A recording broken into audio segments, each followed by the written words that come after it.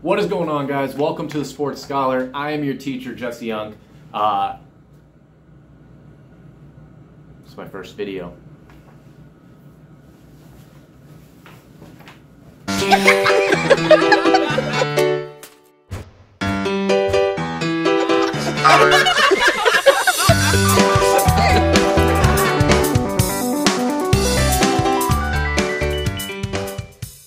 What is going on, guys? Welcome to the Sports Scholar. I am your teacher, Jesse Young, and today we are going to talk about the greatest NBA icon of all time, Michael Jordan. So if you're an NBA fan, you know that Michael Jordan is the quintessential king of the NBA. Some people say that LeBron James is trying to catch him, but up until then, nobody has come close. Michael Jordan is well renowned as being the greatest of all time, and just now is LeBron starting to give an argument for why that is. But I have a problem. I don't think that Michael Jordan is as great as everybody makes him out to be. People want to act like Michael Jordan walks on water, that he can't be touched, and that he is the hands down, absolute, no argument can be made, greatest of all time player, and I don't think that that's fair. I think that there's an argument to be made for LeBron. I think that there's an argument to be made for Kareem. I think that there's an argument to be made for Wilt and for a couple of other great guys back in the past. So today we're going to look at a couple of things from Michael Jordan's career that are going to show that maybe he wasn't the untouchable person that everybody seems to remember him as being. Starting with the fact that he was not clutch. Jordan was not clutch, all right? Jordan was not as clutch as people make him out to be, at least. They talk about how he was a killer, how he had ice in his veins, he's the greatest closer of all time, nobody could stop him, blah, blah, blah, blah, blah, blah. I've heard it a million times. After watching years of basketball and after writing about basketball for years, I have found that clutch typically comes down to a few key clutch qualities. And those are good defense, the ability to lock down a defender, improving your scoring in big game situations, buzzer beaters, being consistent with your career stats so you don't regress in any big games. You either stay the same or you improve. And your win percentage. People always talk about how Jordan has an undefeated finals record, and that's why he's so great, because he's 6-0. It's important. Of those things, though, let's take a look at each stat for him statistically. Let's talk about his clutchness, his killer mentality. Clutch, saving yourself. Killer mentality, beating your opponent. When Jordan had the chance to defeat an opponent and knock them out of the game, eliminate somebody from the playoffs, he did so 30 out of 40 times in his career. He had 40 chances, did it 40 times, or 30 times, 75% of the time. In those games, though, he is not a killer. His field goal percentage dropped 9% in those games from his career average. His free throws went down as well. His rebounds, steals, assists, and blocks all dropped significantly. He scored one less point per game. The only thing that improved for him was his turnovers, which he turned over the ball, I believe, 1 or 2 times less, which is pretty good. But he did so 75% of the time. To me, that is not a killer mentality. That's letting the fish off the hook. That's letting them have another opportunity to beat you later. What about elimination, though? When you look at his elimination, Jordan also did not excel. And not in the way that you would think that he would. His field goal, free throw percentage, both dropped from his career average. So anytime he's in the playoffs, basically, his averages are dropping significantly. He turned the ball over 1.5 times more per game. He had almost an entire steal less per game. And he only won 5 out of 12 times. He's 5-7, 41% of the time. This guy faces, back against the wall, facing elimination, and he can't get it done. 41% of the time he was able to win. That is not a GOAT to me. That's just not that good. His scoring only improved by 2.7 points. He didn't even go out like I know whenever he played the Celtics, he dropped to 60-something points and lost. And I'm not talking about that. This is all of his career averages when he's facing elimination. That's god-awful. Come on. And he's got a 60-game point in there to boost those numbers, so it's probably even lower than that. It's just crazy to me. So the second thing that I want to talk about is that Jordan played in a weak league. People like to look back at the 90s with nostalgia. You think about Michael Jordan, you think about Charles Barkley, you think about Patrick Ewing, you've got all of these great guys, you've got a young Shaq coming up, and they think that it was a great league, and that these teams were just so great. Reggie Miller, all these great guys, we see them on TV now, they're all doing the play-by-plays and the color analyst and all that other stuff. But the league was incredibly weak in the 90s. If you look at the history of the league, in the 60s and 70s, nobody cared. It was all about football and baseball. Then the 80s start to come around, late 70s, early 80s, and you start getting the Magic Johnson versus Larry Bird rivalry. And they dominate the league. Those Celtics are insane. An entire team of Hall of Famers. The Showtime Lakers, an entire team of Hall of Famers. Some of the greatest players of all time teaming up. And that really drove the popularity of the league. But then once you get to the late 80s, those guys are starting to get a little bit older. We're wondering if they're going to be able to keep going a little bit more. And people were worried that the NBA wasn't going to be able to sustain what it was doing. The popularity was going to fall again. Baseball was going to take over again. At this point, it was the #2 sport in the country. But it was going to fall apart. Now enters this young freak athlete kid named Michael Jordan, who is going out and scoring on everybody. He can jump out of the gym. He's just a freak, and he's showy. He talks with, pizzazz and confidence. He's sticking his tongue out while he's dunking, and he's marketable. He's on Gatorade commercials. They're telling all these kids, you want to be like Mike and all this other stuff. He's on McDonald's commercials. He's all over the place. He's making Space Jam. So he's blowing up in ways where if you grew up in that era, or if you were even my age in that era, this was something that you've never seen before, and he changed the game. That will leave a strong imprint on your mind. But when you look at the league as a whole, it was not good. It was very top-heavy, and it was led by so-so teams and a handful of elite teams. And I can prove it. Between 1988 and 1995, 6 expansion teams were brought into the NBA. Those were the Hornets and the Heat in 1988. It was the Magic and the Timberwolves in 1989. And it was the Raptors and the Grizzlies in 1995. All of these teams were absolutely atrocious. And you've got to think that makes up 20% of the league. 30 teams in the league, 6 of these teams were expansion teams. I'm not a math teacher, but I know that math. So, the Hornets took 5 years to make it to the playoffs, okay? During those 5 years, they were 140 and 270. They won 34% of the time. Jordan beat them 18 out of 21 times that they met over that span.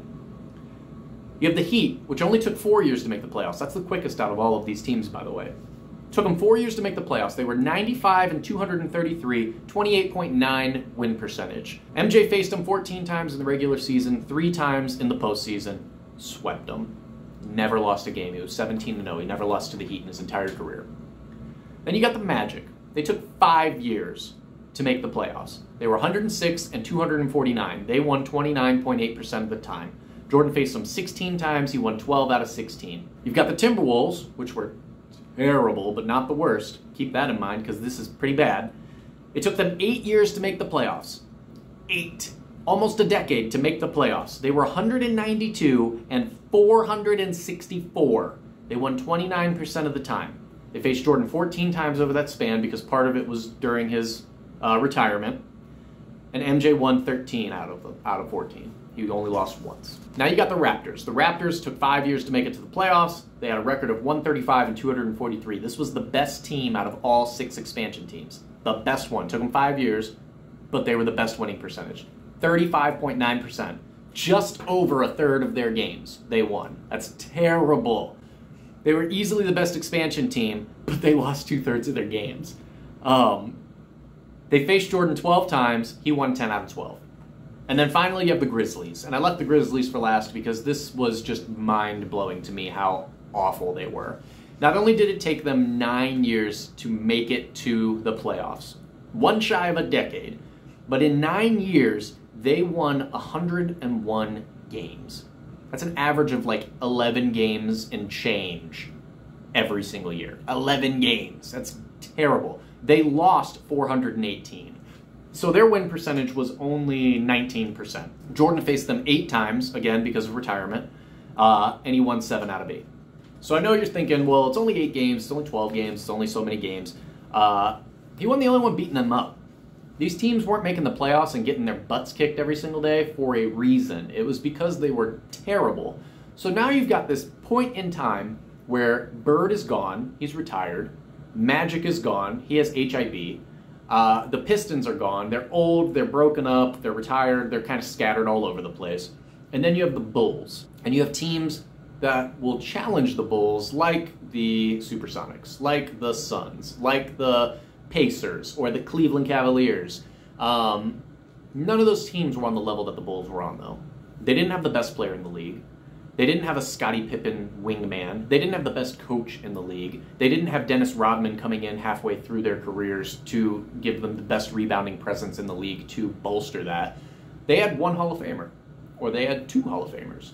And they beat up on those crap teams so that whenever you go into the playoffs, you're saying, well, look, they're a 55, 60 win team. They're a great team. But they're not. They're getting 12 to 15 easy wins. If one of these teams is in your division, you might be getting 20 wins or something, facing all these guys during the year to bolster that record. You're really not as good as your record is. So you've got these guys going in facing the Bulls who do have a legitimately good team, and then they're just getting steamrolled, and people are like, oh, well, MJ's just that good. No, he's not. You've got a 20% of your league playing that are guys like me who you pulled off the street who can't do anything. They're god-awful. They're terrible. They're terrible. They're bad, all right? They're bad. And I know that I said that the league is top-heavy, and I mean it. I don't just mean, like that whole analogy, like maybe that doesn't prove it to you. If you look at MJ's career, it's about 50-50 on winning teams versus losing teams. Over 500, below 500, or, right at 500. But if you look at his 6 rings that he had, those 6 years, 4 of those years were the only 4 years in his career where there were more losing teams in the league. More teams under 500 than winning teams. The dude had an easy league to play with. It's not his fault. You got to play who's in front of you, but he wasn't slaying giants out there. The Giants slayed him and then retired, all right? He was beating up on little brother who came in randomly. And that brings me to his biggest rivals, his opponents that everybody talks about. When you talk about Jordan's rivals, all right, nobody's talking about Patrick Ewing. I don't know why, because he faced him more in the playoffs than anybody else, probably because he steamrolled him and beat him 5 times. You always hear 3 significant names. You've got Isaiah Thomas. That's always the number one guy. Him and the bad boy Pistons, those were Jordan's main rivals. You've got Bird, and you've got Magic. And Bird and Magic, they kind of faced off against each other as their own little rivalry. But they were the guys, they were the giants that MJ had to slay to make his own in the league. So let's take a look at that. Jordan has faced 3 dynasty-level teams in his career. And it just happens to be those rivals. The Lakers, the Celtics, the Pistons. 3 dynasties, he faced them all. But what was his record against them? He's 0-2 against Larry Bird. Didn't win a single game. 6-0 sweep. Done. He's 1-3 against the Pistons. Lost the first year, lost the second year. Progressively got better. Added a game. Finally got a win over them, and then they disbanded. And then you've got the Lakers. And the Lakers he did in the finals to get his first ring. Magic Johnson, James Worthy, all these great players. But they weren't healthy. James Worthy, Byron Scott, number 2 and number 3 on that team that year. Going into the postseason, they were killing it. Both hurt. James Worthy got hurt in that series. Byron Scott got hurt in the series before. Both were hampered the entire time. And neither one of them played in Game 5. They were that bad. They couldn't even push through it to finish out in an elimination game. The next year, Magic Johnson gets HIV, retires. Never get to see a rematch. So, never beat them in their prime. Never beat them unless they're healthy. And again, not his fault. Can't take away from it. Got to play who's in front of you. But it doesn't help the argument that he's untouchable. He's got a finals record that's perfect. All right, he faced 9 Hall of Famers in the finals. He's got Magic Johnson, James Worthy, we already talked about them, Clyde Drexler, Charles Barkley, Gary Payton, Karl Malone twice, and John Stockton twice. 9 total out of 8 guys. 7 guys. I'm not a math teacher. But let's look at the playoffs leading up to that. Postseason, not finals. We already know he's got 9 wins, buckled up, tucked aside, fine. But in the playoffs, you've got Larry Bird, he's 0-2 against him. You've got Kevin McHale, he's 0-2 against him. You've got Dennis Johnson, 0-2 against him. You have Robert Parrish, 0-2 against him. Bill Walton, 0-2. Isaiah Thomas, 1-3. Joe Dumars, 1-3. Adrian Dantley, 0-2. Dennis Rodman, 1-3. Patrick Ewing, 5-0. There it is. Charles Barkley, 2-0. Dominique Wilkins, 1-0. Alonzo Mourning, 3-0. Shaq, 1-1. Dikembe Mutombo, 1-0. Reggie Miller, 1-0. He's 17-22. Pretty good.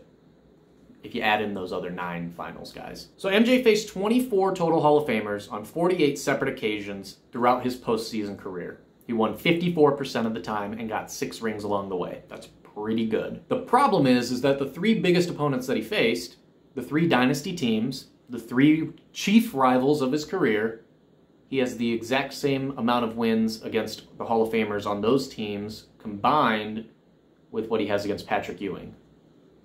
5. And that's if you count 2 for the Lakers because you have Magic and Worthy.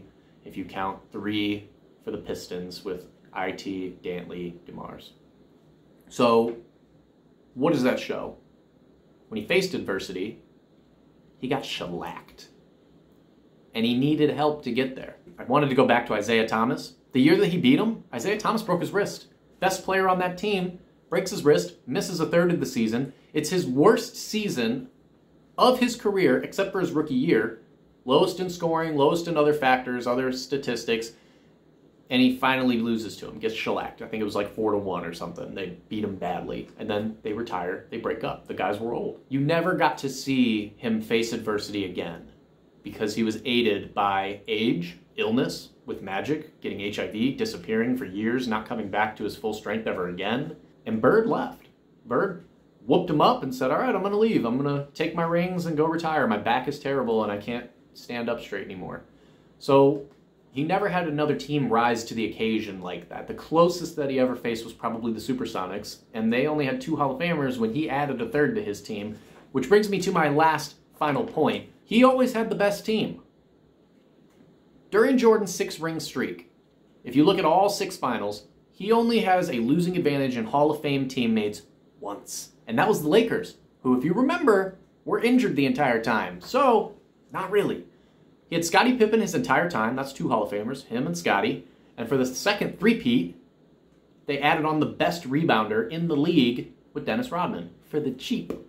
They've got the best coach in the league. So you've got all of these factors. You're facing against the Blazers, 1 Hall of Famer. The Suns, 1 Hall of Famer. The Supersonics, 1 Hall of Famer. They had 2 for all of those. Boop, boop, boop. 3 for the Supersonic, or for the, Supersonics, 3. Then you've got the Jazz, 2 and 2, back-to-back, got them both. Had 3 Hall of Famers on their team that time. And then you've got the Lakers, who were hurt. So, never once did he ever have a disadvantage in the finals. He always had the advantage, and this goes all the way through the playoffs as well. You got guys like Reggie Miller, 1 Hall of Famer on the team. You've got guys like the Magic, 1 Hall of Famer on the team. Kembe Mutombo, all these other guys, 1 Hall of Famer. There was, I think, maybe 2 times in his playoff postseason career where he was either at a disadvantage or equal once he got into his winning ways. Before that, he was getting shellacked when he was facing guys that were more than when he faced 3 or more Hall of Famers, the Celtics, the Pistons, and all that. Whooped on. You're telling me that the greatest of all time, this untouchable being, this unstoppable force, couldn't win a single game against Bird, couldn't beat the healthy Pistons with Scottie on his team. I mean, maybe he would have beat the Lakers if they were healthy, but I don't know. You got 2 of your best players out there injured. It didn't help the Cavs when they faced the Warriors when Kyrie and Kevin Love went down. Lived through that personally. Can't take it away from the Warriors. You beat who's in front of you, but didn't help with their case as far as being the all-time unstoppable greats. I don't know. I don't think that you can say that he's the greatest of all time. You've got these greats like Bird and Magic who are going back and forth, winning a game, losing a game, winning a game, losing a game, back and forth, winning rings back and forth, and you can't say that with Jordan. And it's not because he was overly dominant. He just happened to get a good hand over and over and over again throughout his career. He was blessed with a team that was able to bring in elite talent, whether it was through the draft or through free agency. They added Hall of Famers in the draft. They added Hall of Famers in free agency. They had the greatest coach in the entire league. And that's with him retiring twice. They didn't miss a beat when he left. People forget about that. They didn't start losing a bunch of games. It's not like when Kobe was gone and the Lakers were trash for years. It's not like when LeBron left Cleveland and Miami and they were trash. It's just what it is. The Celtics were no good after Bird left. Or the Lakers weren't any good after Magic left. The Magic weren't any good after Shaq left. So you can't tell me that this guy is that big of an impact to be God on the court. This is happening. I don't know. You tell me. Let me know in the comments. What do you think? I'm doing this for fun. If you want to read more about what I have to say, I've got articles that are going to be posted in the description below, maybe in a link above. I don't know if I can do any of that yet. This is my first video. I'm having fun with it. Thank you for coming on. Thank you for watching me. Welcome to the Sports Scholar. Class is dismissed.